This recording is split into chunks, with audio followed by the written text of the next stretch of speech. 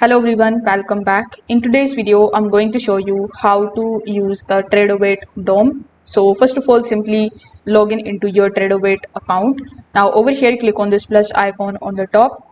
Then among the given options, you just have to simply use the Super DOM option. You need to then drag it and drop it on the chart, something like this.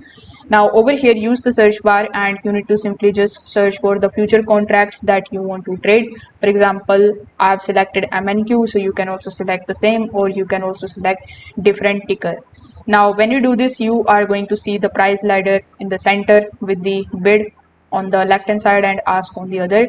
So the center of the DOM is going to show you the current market price and nearby price levels. So the bid column represents buy side price and the ask column represents the sell side prices. So this is going to let you see the different price levels and interact with them directly instead of placing the orders via a separate ticket. Now at the top of the DOM, you are going to see the option of choosing your quantity. For an immediate entry, you can just simply select the buy market and the sell market option as per your own analysis. Then you can just simply confirm your order. Tradovate will then send the order at the next available market price. Now, if you want to place a limit order, you need to just simply click on the price level where you want to enter.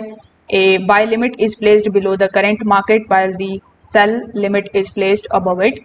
So once it is submitted successfully, the working order appears directly in the DOM. So that's how you can basically start using it. If this video helped you out, make sure that you like this video and subscribe to the channel. Thanks for watching.